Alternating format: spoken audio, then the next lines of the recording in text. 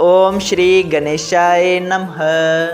ओम नमो भगवते वासुदेवाय। हरे कृष्णा कृष्ण कृष्णा हरे हरे, हरे राम राम राम हरे हरे। तव्हां सभिनी हरि भक्तन के नमस्ते। प्यारा भक्तों, ही कथा पाण गुरु कृपा से हासिल करे रहा आयूं।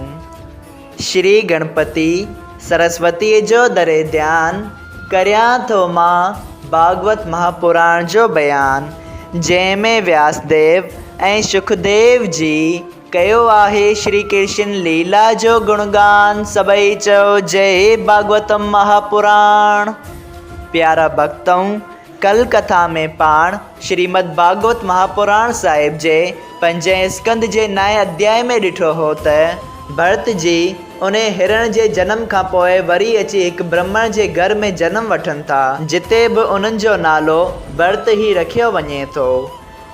पहिरें जन्म में हिन गलती कई त एक हिरण जे बच्चे में मोह पइजी वयसि। उन लाइ हू एॾी वॾी पदवी तां किरी हेठि अची पहुतो। उन लाइ हाणे वीचार कयई त हाणे मां परमेश्वर जे अलावा ॿिए कंहिं जो बि ध्यानु न कंदसि। उन लाइ हिन कंहिं सां बि ॻाल्हाइणु मंज़ूर न कयो ऐं हमेशा ख़ामोश रहण लॻो। भरत जी जे अहिड़े सुभाउ खे ॾिसी उते जा माण्हू उन खे चरियो, डेबो ऐं जर भरत चवण लॻा, जंहिंजो को बि असरु भरत जी खे कोन पवंदो हो। जर भरत जी पंहिंजे पिता जे घणे ही पराइण ते बि कुझु न परियो ऐं सिर्फ़ु परमेश्वर जे ध्यान में लीन रहंदो हो। उन जे पिता जे मरण खां पोइ पिता पंहिंजे ॿियनि पुटनि खे चयो त जर भरत जी रखिया कजो, हिन खे पराए को आलिम ठाहिजो। लेकिन उन जे ॿाहिरनि जे सम्झाइण ते बि जर भरत कॾहिं बि कुझु बि न पढ़ी सघियो ऐं सिर्फ़ु परमेश्वर जे ध्यान में लीन रहंदो हो।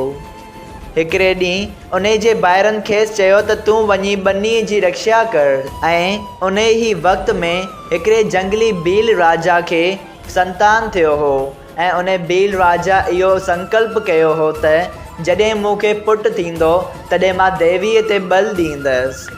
पोइ हुन भील पंहिंजे नौकरनि खे चयो त को अहिड़ो जवान ऐं थुलो मथो मर्द खणी अचो जंहिंखे आउं पंहिंजी देवीअ खे बली चाढ़े सघां।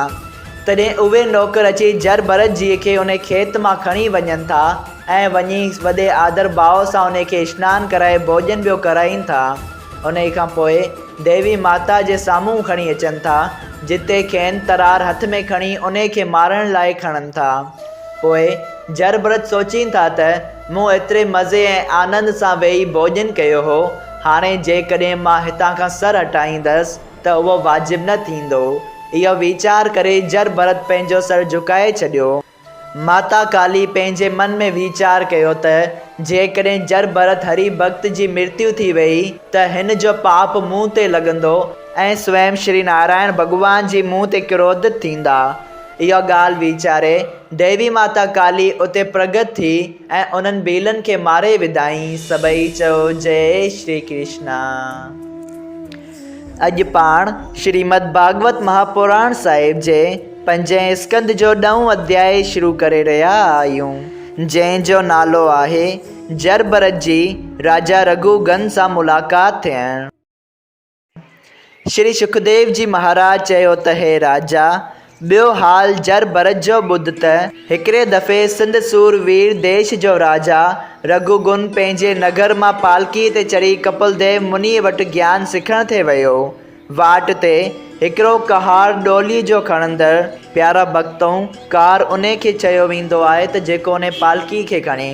पालकीअ खे 4 ॼणा खणंदा आहिनि त उन्हनि मां हिकिड़ो पालकी खणंदड़ बीमार थी पियो ऐं इत्तेफ़ाक़ सां जर भरत बि उन पासे परमेश्वर जे ध्यान में आनंद सां वेठो हो। तंहिंखे ॿियनि पालकी खणंदड़नि थुलो मतारो ॾिसी पकिड़े आणे पालकीअ में लॻायो। जर भरत ख़ुशीअ सां राजा जी पालकी खणी हलियो ऐं अपमान जो कुझु बि ख़्यालु न हुअसि, पर ज़मीन खे ॾिसंदो माकोड़ियुनि वग़ैरह जीवन खे ॾॿजण खां बचाईंदो पए वियो। उन सबबु करे जॾहिं केतिरा ई दफ़ा पालकी लुॾी, तॾहिं राजा क्रोध करे पालकी खणंदड़नि खे चयो त तव्हीं पालकी छो था लुॾायो। पालकी खणंदड़नि चयो त हे महाराज, असांजो कसूर न आहे। ही नहू पालकी खणण वारो पालकीअ खे लोॾे थो। ही ॻाल्हि ॿुधी राजा जर भरत खे चयो त ए कुंवार, तूं हेरो थुल्हो मतारो ॾिसजी थो, सो अञा थोरो पंधु बि न हलियो आहीं त थकिजी पियो आहीं। पंहिंजे प्राणनि जो डपु न रखी मरण जी इच्छा रखी थो छा, जो पालकीअ खे लोॾीं थो। ही ॻाल्हि ॿुधी जर भरत माठ में रहियो ऐं को बि जवाबु राजा खे न ॾेई पंहिंजे मन में चयो त हिन शरीर खे कर्म जे मुआफ़िक़ सुख दुख मिलंदो आहे, लेकिन आत्मा उन्हनि ॿिन्ही खां अलॻि रही हमेशह हिकु जहिड़ो रहे थो।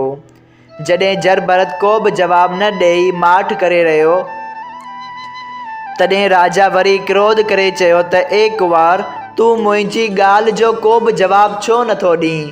ही ॻाल्हि ॿुधी जर भरत वीचार कयो त ही पाण खे वॾो ज्ञानी थो सम्झे, हिन जो अपमान टोड़णु घुरिजे। तंहिं करे हिन खे चयईं त ए राजा, प्यारा भक्तऊं, पंहिंजी सॼी ज़िंदगीअ में जर भरत पहिरीं बार हिन राजा सां ॻाल्हायो आहे। चवनि था त हे राजा, तो चयो त तूं घणी वाट न हलियो आहीं त थकी पियो आहीं। सो आदमी बेफ़ाइदो घुमंदो आहे त तकलीफ़ करे ज़रूरु मांदो थींदो आहे, छाकाणि जो हू अहिड़ो कर्म नथो करे जंहिं में जनम मरण खां छुटी वञे। ॿियो तो जो चयो त तूं थुल्हो मतारो ॾिसण में थो अची, सो ए राजा, चेतन हमेशह एक रस आहे, न थुल्हो थींदो आहे न डुबरो थींदो आहे। जेकॾहिं कंहिंखे डुबरो चइजे त उहो अहिड़ो बारीक़ आहे जो कंहिंखे ॾिसण में नथो अचे, ऐं हिन खे थुल्हो चइजे त संदसि विराट रूप में सॼो संसार ऐं 14 लोक अची वञनि था। लेकिन ही नासूंत शरीर कॾहिं थुल्हो कॾहिं डुबरो रहे थो, ऐं जंहिं हिन अंतफ़ानी शरीर सां प्रीत लॻाई आहे, तंहिंखे उन्हनि ॻाल्हियुनि जो ज़रूरु वीचार करणु घुरिजे। तो जो चयो त तूं मरण जी इच्छा थो रखी, सो मूंखे जीअण ऐं मरण ॿई हिकु जहिड़ा लॻनि था। बिना मौत आई कोई नथो मारी सघे। ए राजा, परमेश्वर जो प्रकाश मूं में, तो में ऐं सभिनी जीवन में हिकु जहिड़ो आहे। तंहिं करे मां स्वामी ऐं शेवक खे हिकु जहिड़ो ॼाणा थो। तूं उन शरीर ताईं राजा आहीं, मरण खां पोइ मां ऐं तूं ॿई हिकु जहिड़ा थींदासूं। उन करे तोखे इहा सुमर्थी न आहे जो आत्मा अबनासीअ खे मारे सघीं। हिन कूड़ी काया खे जेका वणे सा सज़ा ॾे। दुख सुख खुशी रंज शरीर खे थींदो आहे, लेकिन चेतन आत्मा शरीर में अलॻि रही दुख ऐं सुख सां कुझु बि वास्तो नथो रखे। ही ॻाल्हि ॿुधी राजा खे हिकदमि ज्ञान प्राप्त थियो ऐं पालकीअ मां लही जर भरत खे दंडवत प्रणाम करे चयो त ए महाराज, मूं संसार जे ॼार में फाथल रहण करे तव्हांखे न सुञातो। ही कृपा करे ॿुधायो त तव्हीं रखेश्वर या कंहिं महापुरुष जा अवतार थी अवधूतन वांगुरु पंहिंजो वेस बदिलाए घुमो था छा?